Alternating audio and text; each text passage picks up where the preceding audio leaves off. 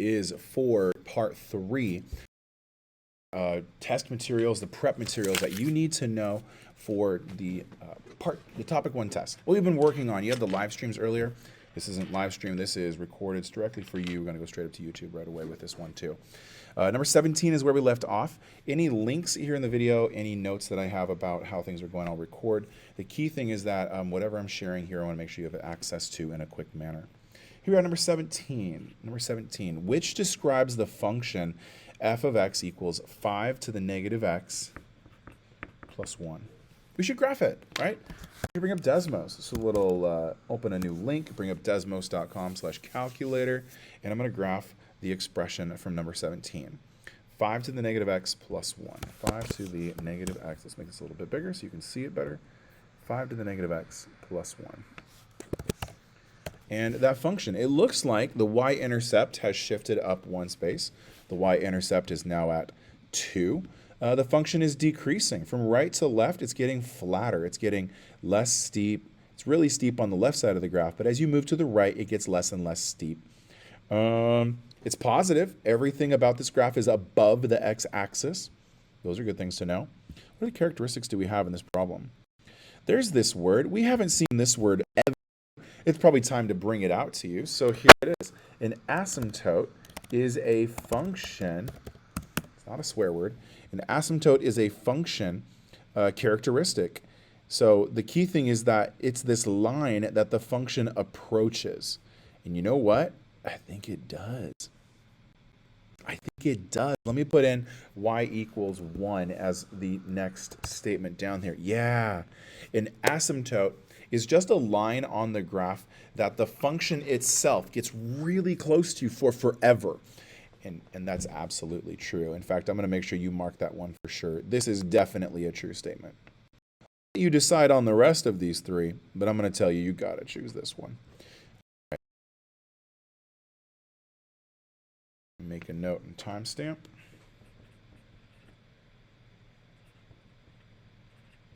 Okay. Here's question 18. Thomas counts the number of cars he sees in the parking lot of the school each hour of the day. Oh, you know I'd be about ready to write a table. He counted the following number of cars the first 4 hours of the day.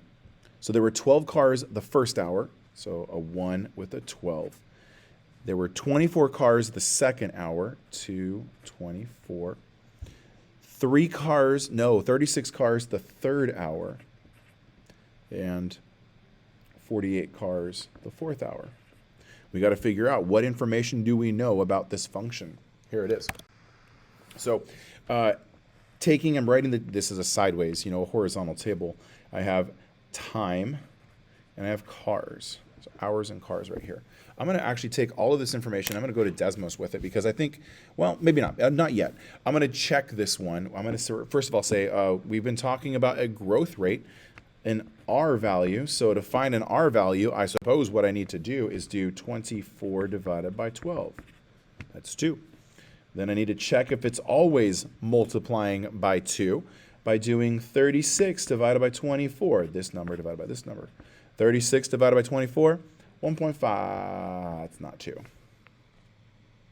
Oh, that's right. It's okay. This question has some flexibility from the other types. So not exponential. I'm going to write it, and then I'm going to cross it off. If it doesn't show a consistent multiplication, then it's not exponential. Spot the pattern, though. What is the pattern, right? 12 to 24 is plus 12. 24 to 36 is plus 12. 36 to 48 is plus 12. That must be what it is. We're adding. That's a common difference of 12 every single time. And when we say common difference, we mean linear. We mean arithmetic. We mean this formula. Nope, not G. That's for geometric. The letter really doesn't matter, but just to kind of drive home the point. A sub n equals d times n minus 1 plus a sub 1. We mean that formula. Or better yet, we mean this formula.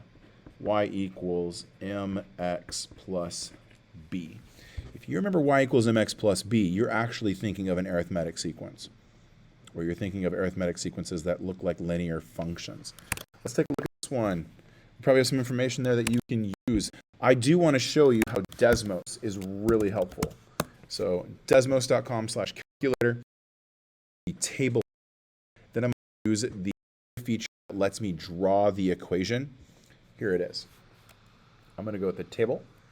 1, 2, 3, 4 hours, 12, 24, 36, 48 hours. Make the text bigger. There we go. So now I'm going to type my note, because this is something that I need to make sure I say for all of these questions so far. Type exactly this.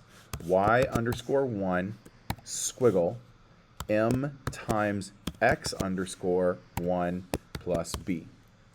Do that exact thing. y_1 tilde squiggle m times x_1 plus b. You know what? The y-intercept is 0. The slope is 12. The graph itself needs to be resized. For example, I need to be able to see 48. There's 1, 2, 3, 4 dots. I don't need all of this negative. I don't need all of this negative. Let's live only in the positives. In fact, I don't even need to go higher than 5, right? The highest x value is 4, so let's not go any lower than -1, any higher than 5.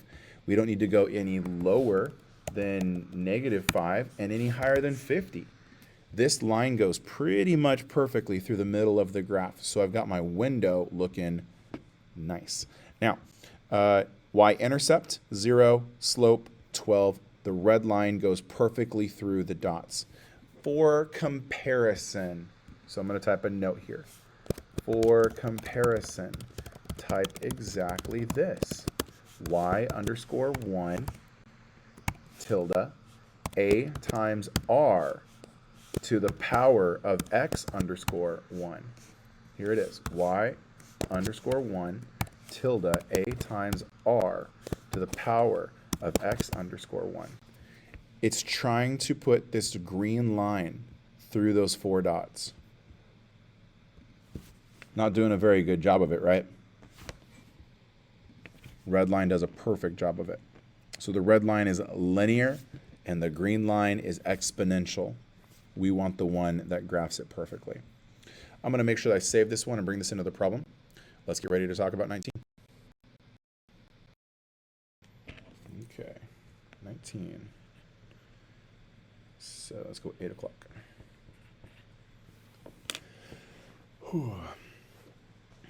All right, this is question 19. Which equation has the following 4 characteristics? Select all that apply. So we're looking for an exponential function. We're looking for continuous. We're looking for increasing. And we're looking for a y-intercept of 1. Well, the first thing that I can let you know is all of those are exponential. 4 to the x, 3 to the x, 10 to the 2x, 7 to the... They're all exponential. That one doesn't do anything. Continuous, well, maybe that point being, we can select all of them based upon that option. Continuous, you know, honestly, the only reason why continuous is up here is to remind you that sequences are not, boy, I gotta write that down. Sequences are not continuous. I mean, use the example that I graphed in the previous one, a bunch of dots, a line going through them. It's the line that goes through the dots that's continuous, but the dots themselves are not continuous. All of these are not sequences, so they're all continuous. What about increasing? Increasing functions, it is that time of the day. Increasing functions, as you move from left to right, you see the graph rise. Well, with 4 to the x, 3 to the x, 10 to the x, 7 to the x, all of these are going to increase. The last part is the y-intercept 1. So I'm telling you, all 4 options are exponential, continuous, and increasing. The question is, how do we determine that last characteristic? Do we select all of the questions? Well, we're looking for a y-intercept of 1. Here's what we do. The first one was 4 to the x minus 1. So if you take 0, x equals 0 is a y-intercept. So if we take 0 and we put it into this function, which would be 4 times 0 to the negative 1, do we get 1? Right? In order for us to check box A, we need a y-intercept of 1. Does this equal 1? I don't know. If it does, check it. If not, don't check it. Let's go to the next one. 3 to the x. We should be able to put in 0. So I think I saw g of x. Yeah, g, h, and j. G of x equals 3 to the x. To be, come on now, to be a y-intercept, x has to equal 0. So g of 0 equals 3 to the 0. Does this equal 1? I mean, if it does, then the y-intercept is 1. If it doesn't, then don't check it. I'll let you be the judge. Let's go to the next one. The next one is h. H of x equals 10 to the 2x. To be a y-intercept, x is 0. So let's test it. 10 to the 2 times 0. Does this equal 1? That's a 1, right? Does it equal 1? If it does equal 1, that's the y-intercept of 1. If it doesn't equal 1, then don't check it. Last one on the list, 7 to the x plus 1. J of x equals 7 to the x plus 1. To be a y-intercept, x has to equal 0. In other words, j of 0 is 7 to the 0 plus 1. Does that equal 1? If it does, check it. I'll give you the answer to this one. You can do this one without any extra help. Question 20, which describes the function 3 to the power of, no, 3 times 2 to the power of x, and then select all that apply. Let's go to Desmos. Show me the Desmos. Shout out to the best web-based calculator on the market. Okay, f of x. And let's make this be larger sized. Here we go. F of x equals 3 times 2 to the power of x. There we go. We have a y-intercept of 3. That's curious. The 3 right here and this y-intercept, I wonder if they match. Okay. What else do we know? Exponential functions curve. Exponential. This one is an increasing one from left to right. It's the function's getting taller. Y-intercepts. We got the y-intercept. Let's talk about the asymptote word again. Remind you, an asymptote is a line that the function gets really close to. In fact, these functions right here, they're showing examples of asymptotes that are at a higher level of mathematics than you need to know.